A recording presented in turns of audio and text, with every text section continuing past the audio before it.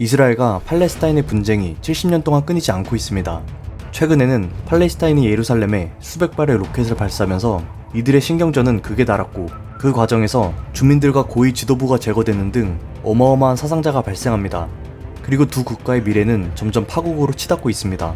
사실 과거에는 현재 이스라엘 땅에 팔레스타인이 대부분 살고 있었지만 1946년부터 유대인들이 대거 밀고 들어오면서 좁은 땅 안에 서로 다른 종교가 충돌해버린 것이죠. 우선 현재 상황을 보면 이스라엘과 팔레스타인은 한 땅에서 함께 거주하고 있습니다.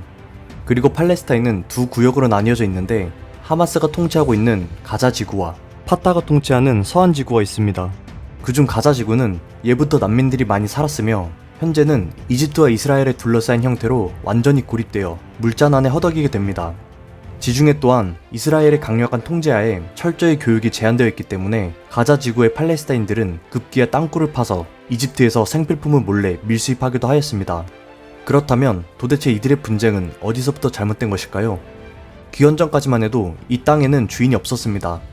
그런데 아브라함이라는 사람이 하나님의 계시를 받게 됐는데, 그 내용이 가나안 지역에 가면 너희 민족을 이루게 하겠다는 것이었습니다. 그 가나안 지역이 지금의 분쟁 중인 이스라엘 땅에 있죠. 그렇게 아브라함이 그곳에서 자식과 손자를 낳고 그 자식들이 번성하여 이스라엘 민족을 이루는데, 이들이 하나님을 믿는 유대인입니다. 훗날 이곳에 이스라엘 왕국이 세워지게 되죠. 하지만 시간이 흘러 로마, 이집트 등 그 주변 국가들의 침략이 계속되면서 이들은 노예로 전락하기도 하며 격변의 시기를 보내게 됩니다. 결국 이스라엘 왕국이 금방 멸망하면서 이들은 전 세계를 떠돌아다니는 신세가 됩니다. 그렇게 2000년이 넘는 시간 동안 나라 잃은 민족으로 살던 유대인들, 그들은 세계 각지에서 유랑 생활을 이어갔지만 이들이 뿔뿔이 흩어져도 마음 한편에 종교적인 믿음을 굳건히 간직하고 있었습니다. 즉 하나님이 계시한 가나안 지역에 이스라엘을 다시 세우는 것을 잊지 않았습니다. 한편 유대인들이 비워놓은 이 지역에는 무슬림 세력이 들어서면서 점점 아랍 문화권이 형성되어 갔습니다. 시간이 흐르고 근대에 들어서자 전 유럽에서는 유대인에 대한 차별과 학살이 연속적으로 터지기 시작합니다. 나라 없는 떠돌이 민족, 하지만 살겠다는 의지와 근성으로 경제력을 잡는 데 성공한 유대인들이 유럽 국가들에게는 그저 눈엣가시였습니다. 1894년 프랑스 장교를 유대인이라는 이유만으로 독일군 스파이로 몰아세운 사건이 발생하는데, 유대인들이 받는 차별이 명확히 드러나자 전 세계에 흩어져 있던 유대인들이 옛 땅으로 돌아가 다시 독립국가를 세우자는 운동이 퍼지기 시작합니다. 문제는 지금부터였습니다. 유대인과 팔레스타인의 갈등이 시작되는 맥마언 벨푸어 선언이 발생합니다. 1차 세계대전 중이던 1915년, 영국의 맥마언이라는 사람이 아랍인들에게 자신들을 도와주면 독립국가 건설을 지지한다고 약속하게 됐는데, 팔레스타인 또한 독립국가로 인정해준다는 말이었습니다. 그런데 불과 2년 뒤 영국 외무장관 벨푸어가 유대인들에게 팔레스타인 지역에 이스라엘 건국을 인정하는 사건이 벌어지자 사람들은 혼란에 빠졌습니다. 영국이 한 땅에 두 개의 나라를 약속해버리는 이중계약 문제를 범하게 되자 이 약속은 서로 충돌할 수밖에 없었습니다. 훗날 대부분의 아랍 국가들은 독립을 이루었지만 벨푸어 선언에 의해 팔레스타인 지역의 아랍인들만 집과 땅을 잃고 내쫓기는 결과가 만들어집니다. 그곳에는 유대인들이 들어서기 시작했죠. 한편 유럽에서는 독일의 나치당이 정권을 잡은 후 히틀러가 유대인을 쥐잡듯이 때려잡아 잔혹하게 죽이기 시작하였습니다. 학대와 총살, 수용소에 던져진 유대인들은 처참히 짓밟혀야 했습니다. 여기에 동유럽에서도 반유대 운동이 빈번히 일어나자 팔레스타인 지역으로 돌아가자는 유대인들의 이주의 물결이 가속화됩니다. 1940년 이윽고 팔레스타인 지역의 유대인 수는 45만 명에 이르렀고, 아랍인들은 유대인에게 지나치게 유리한 영국의 정책에 들고 일어섭니다. 유대인들도 영국의 지지하에 영토를 사수하기 위해 무장에 나섰습니다. 하나의 영토를 두고 폭력이 오가는 이러한 상황 속에서 중재자 유엔이 등장하게 됩니다.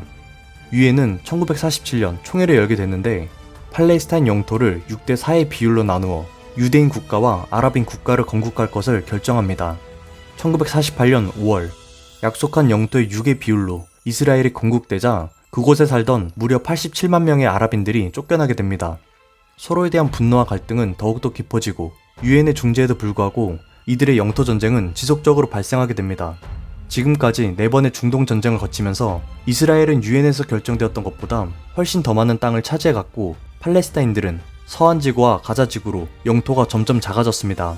수십 년에 걸쳐 쫓겨난 팔레스타인들은 어쩔 수 없이 좁은 땅에 몰려들 수밖에 없었고, 엄청난 인구 밀도 속에 빽빽이 모여 살게 됩니다. 특히 가자 지구는 거대한 난민촌으로 변해버립니다. 이들의 영토 분쟁에서 가장 핵심 지역은 바로 예루살렘입니다. 영토가 분할될 때 예루살렘도 동예루살렘과 서예루살렘으로 나뉘어져 차지하게 되는데, 이스라엘이 믿는 유대교 입장에서는 동예루살렘 또한 놓칠 수 없는 중요한 곳이며 팔레스타인도 신성한 동예루살렘을 뺏길 수 없었기 때문에 이곳을 놓고 서로의 분쟁은 더욱 커져간 것입니다. 오늘날도 이 동예루살렘을 놓고 서로 뺏기 위해 분쟁하게 됩니다. 그리고 이제는 이스라엘이 팔레스타인 영토를 무력으로 확장하는 과정에서 동예루살렘에 강제로 정착해버리기 시작합니다. 그곳에 있던 팔레스타인들을 무기와 폭력으로 내쫓고 그곳에 주저앉아 아예 정착촌을 만드는 것이죠. 60만 명의 유대인들이 정착촌에 이주하면서 영토는 점점 확장되었고 정부에서도 이를 지원하였습니다. 정착촌이 세워진 곳은 국제법상 팔레스타인 영토이기 때문에 여기에 세워진 아파트들은 마치 전쟁터의 요새와 같은 모습으로 건설이 됩니다. 현대에 들어선 2002년, 이스라엘은 850km의 분리장벽을 건설하기 시작했습니다. 지금까지 4차례의 중동전쟁을 거치면서 팔레스타인의 일부 과격파가 테러를 일으켰는데, 이스라엘은 이러한 테러를 방지할 목적으로 8m 높이의 거대한 장벽을 건설한 것입니다. 하지만 이스라엘이 분리장벽을 건설하는 과정에서 유엔과의 휴전협정으로 정해진 영토보다 훨씬 안쪽에 장벽을 세우고 있어서 문제는 더욱 커졌습니다. 이스라엘은 영토를 조금 더 늘렸지만 팔레스타인의 지역과 지역이 분리됨으로써 그 사이에 갇힌 팔레스타인 주민 24만 명은 오도 가도 못한 신세가 됩니다. 이들은 일자리를 잃고 가족을 만날 기회조차 사라졌습니다. 결국 이 지역의 사람들은 거대한 장벽과 이스라엘에 둘러싸여 완전히 고립되어 버립니다.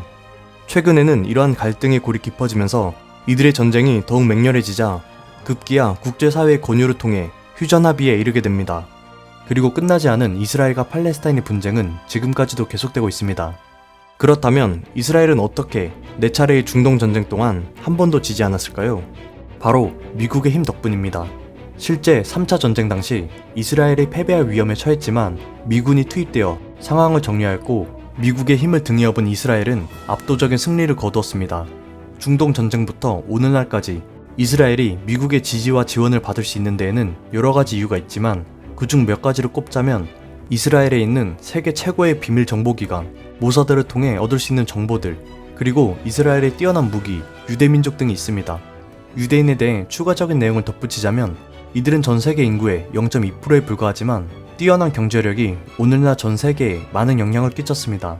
골드만삭스와 JP 모건, 모건 스탠리 등 미국 경제를 좌지우지할 수 있는 기관들은 유대인들이 이끌고 있으며 이들은 문화예술, 언론, 학계 등 어느 분야에 빠지지 않고 세계를 흔들고 있죠. 우리에게 잘 알려진 유대인으로는 아인슈타인, 스티븐 스필버그 감독, 구글의 레리 페이지, 페이스북 마크 주크버그가 있습니다.